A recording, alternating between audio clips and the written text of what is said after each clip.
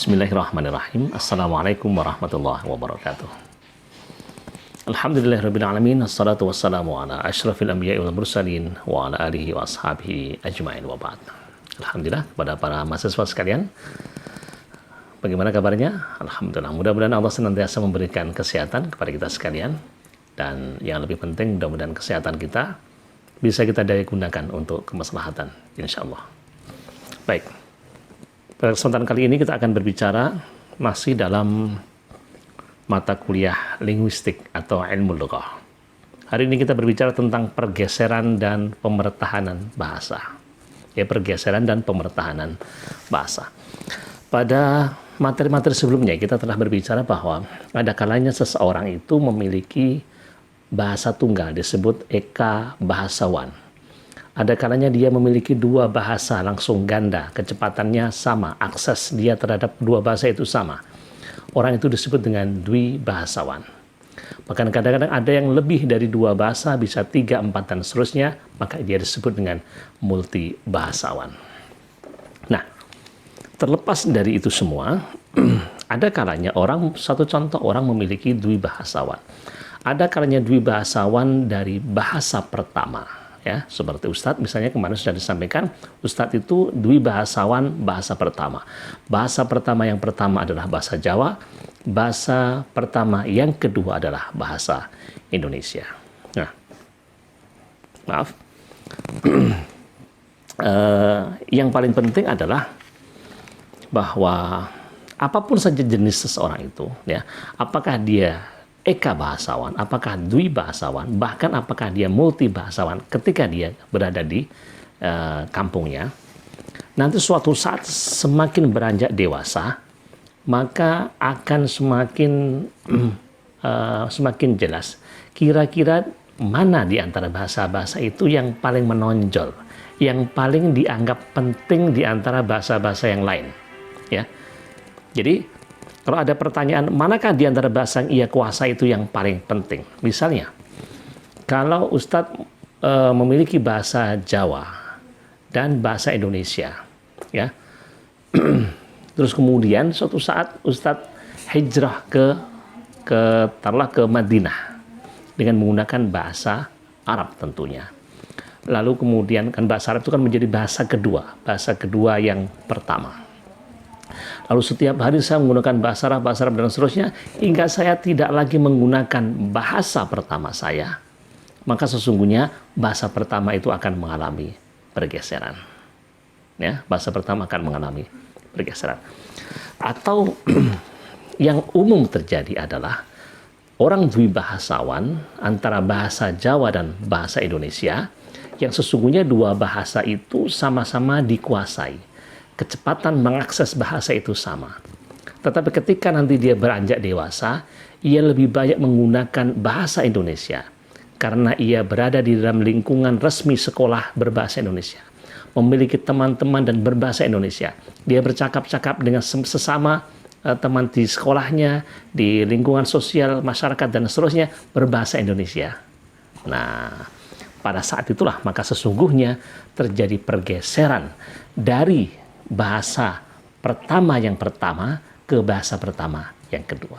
Dalam artian nanti suatu saat ketika orang sudah tidak lagi menggunakan bahasa Jawa, maka ada kemungkinan bahasa Jawa itu akan mengalami kepunahan. Nah, kita belum sampai berbicara tentang kepunahan itu, tapi kita hanya sekedar berbicara tentang pergeseran dulu, ya, pergeseran. Ada beberapa sebab, ya. Ada beberapa sebab kenapa pergeseran bahasa itu terjadi. Yang pertama adalah tentu faktor kepindahan penduduk. Tadi Ustaz sampaikan, kalau saya masih di desa, bisa dipastikan saya akan masih menggunakan bahasa Jawa. Saya punya komunitas WA dengan teman-teman yang dulu alumni sekolah, ya, yang sekarang sudah di Kalimantan, sudah di Jakarta, sudah di Bandung, sudah di Makassar, macam-macam. Kemudian saya akan setiap hari, insya Allah saya selalu ngaji online dengan menggunakan bahasa Jawa. Saya usahakan 100% pakai bahasa Jawa. Nah, ternyata teman-teman saya itu yang di Makassar, yang di Jakarta, di Bandung, sudah agak kesulitan. Jadi ada yang sudah mulai komplain dengan saya, Pak Agus, saya agak kesulitan memahami bahasa yang jenengan sampaikan itu. Padahal ini bahasa Jawa. Bahasa di mana dulu dia juga dilahirkan, bahasa yang dulu dia juga menggunakan bahasa itu. Tetapi ketika setelah 30 tahun ia melakukan proses hijrah, perpindahan dari Madiun ke Bandung, dari Madiun ke Makassar, bahasa Jawa sudah tidak dipakai lagi. Maka, disitulah kemudian terjadi pergeseran, minimal dia dari dulu menggunakan aktif bahasa Jawa, sekarang menggunakan bahasa Indonesia atau bahasa Indonesia versi atau dengan logat Bandung. Jadi perpindahan penduduk itu menjadi sebab pertama di mana pergeseran bahasa itu terjadi. Nah, yang kedua adalah pergeseran bahasa disebabkan karena faktor ekonomi, ya. Faktor ekonomi, faktor industrialisasi dan sebagainya. Ini sesungguhnya sama. Jadi karena faktor ekonomi seseorang harus hijrah, harus bekerja di pabrik, dan pabrik selalu berada di kota. Dan komunitas kota biasanya selalu menggunakan bahasa Indonesia. Orang Jawa yang kemudian sekian puluh tahun pergi ke kota, dia sudah melupakan bahasa Jawanya. Bahkan ada yang sudah tidak bisa bahasa Jawa lagi, punya anak dan anaknya sudah tidak diajari dengan bahasa Jawa, otomatis dalam dalam keturunan yang kesekian bahasa Jawa bisa akan mengalami kepunahan. Tapi itu diawali dengan terjadinya pergeseran. Karena itu sekali lagi, kalau kita mengetahui bahwa di antara sebab-sebab terjadinya pergeseran adalah karena perpindahan, maka hati-hati. Perpindahan penduduk, faktor industrialisasi, faktor pekerjaan menjadi salah satu sebab besar di mana bahasa akan mengalami pergeseran dengan ditinggalkannya bahasa itu beralih ke bahasa yang lain. Yang ketiga adalah diakui atau tidak, sekolah juga ikut bertanggung jawab harusnya. Juga ikut memiliki andil di dalam proses pergeseran bahasa itu. Tentu apakah ini sebagai sebuah keniscayaan dalam artian karena tidak mungkin sekolah menggunakan bahasa daerah, ya. Karena mungkin di sekolah formal terdiri dari berbagai macam daerah yang ada, sehingga dibutuhkan satu bahasa pengikat, yakni bahasa Indonesia. Sehingga mereka-mereka yang dari Jawa merasa tidak lagi penting menggunakan bahasa Jawa. Di kemudian hari, bahasa Jawa termarginalkan hingga minimal dia akan menggunakan bahasa Indonesia, hingga kemudian tinggal menunggu saat kapan bahasa Jawa ditinggalkan. Nah, itu di antara sebab-sebab pergeseran bahasa itu terjadi. Pergeseran bahasa itu terjadi. Nah, karena itulah maka kalau kita berbicara, saya tidak berbicara tentang kepunahan dulu ya, karena nanti tema tentang kepunahan itu akan dibahas di tema tersendiri. Saya akan langsung aja menginjak kepada lalu bagaimana, apa yang harus kita lakukan sesungguhnya, ya? Bahwa bahasa itu mengalami perkembangan. Setelah perkembangan nanti bahasa akan mengalami pergeseran. Nanti suatu saat setelah pergeseran akan mengalami perubahan. Perubahan tentu perubahan dari atas ke bawah. Dari bahasa resmi menjadi dialek, dari dialek menjadi bahasa keseharian. Terjadi inhitatul makna, apalagi secara semantik maknanya menjadi menurun, ya. Saya ulangi, dari perkembangan menjadi pergeseran, dari pergeseran menjadi perubahan, hingga nanti jadilah kepunahan. Itulah proses-proses kepunahan itu terjadi. Nah, karena itulah maka tentu harusnya ada upaya untuk melakukan konservasi bahasa. Bagaimana upaya pemertahanan bahasa itu? Agar bahasa kita tetap lestari, bahasa kita tetap eksis. Karena eksistensi bahasa ditentukan eksistensi guyub tuturnya. Ketika satu masyarakat masih menggunakan bahasa itu, otomatis bahasa akan tetap ada. Tapi kalau guyub tutur ya masyarakat sudah abai, sudah tidak lagi memakainya, bisa dipastikan tinggal nunggu dekade yang kesekian, bahasa itu akan sudah mulai lenyap. Saya membayangkan jangan-jangan cucu saya nanti akan mengatakan bahwa dulu kakek kita itu punya bahasa Jawa loh. Dulu kakek kita tuh kalau ceramah pakai bahasa Jawa loh ya. Jangan-jangan begitu. Artinya pada saat itu cucu saya sudah tidak lagi bisa berbahasa Jawa. Nah, maka perlu ada upaya konservasi bahasa, upaya pemertahanan bahasa. Apa itu? Yang pertama adalah vitalisasi etnolinguistik. Vitalisasi etnolinguistik. Jadi sebuah upaya di mana satu, mempelajari bahasa kembali, dipelajari, dipergunakan, disiarkan, ya, dan seterusnya. Itu namanya etnolinguistik. Dan di sini sesungguhnya peran pemerintah itu sangat penting. Peran pemerintah sangat penting. Andai kata saya misalnya jadi gubernur Jawa Timur, maka mewajibkan setiap hari apa misalnya, hari Jumat atau hari Sabtu atau hari Senin, mewajibkan seluruh warga Jawa Timur harus menggunakan bahasa Jawa. Karena kan Jawa Timur. Wajar dong di Jawa Timur pakai bahasa Jawa. Karena kalau Jawa Timur pakai bahasa Sunda, tentu kan aneh. Jawa Timur pakai bahasa Kalimantan juga tidak mungkin. Orang Jawa Timur menggunakan bahasa Jawa sudah otomatis. Sudah hal yang lumrah.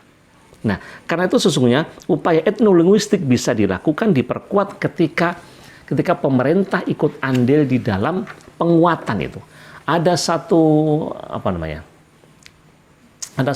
pressure dari pemerintah, pemberlakuan sebuah aturan bahwa misalnya bahasa daerah, bahasa Jawa harus dipakai setiap hari Jumat. Nah, kalau yang tidak memakai nanti akan ada hukuman indisipliner, misalnya demikian. Yang kedua adalah upaya konservasi bahasa bisa dilakukan dengan cara menggiatkan penerbitan majalah berbahasa daerah. Apa yang kita baca sesungguhnya menentukan apa yang nanti akan kita ucapkan. Ya. Jadi pikiran kita itu, jadi sesungguhnya kalau saya memahami, kita itu seolah-olah kita sejak lahir, kita ketika lahir kan membawa semacam bumbung kosong.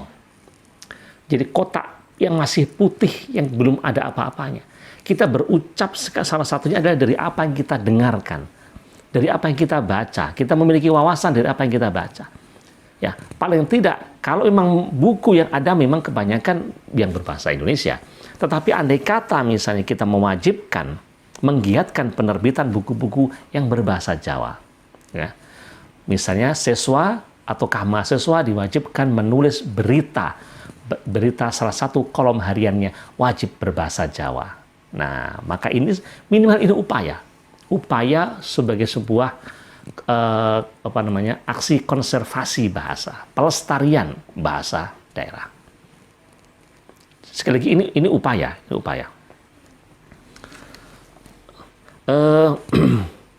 Terkait dengan penerbitan majalah atau media, maka kita perlu bertanya, kenapa bahasa Arab kok tidak ada upaya begitu, tapi ia masih saja langgeng.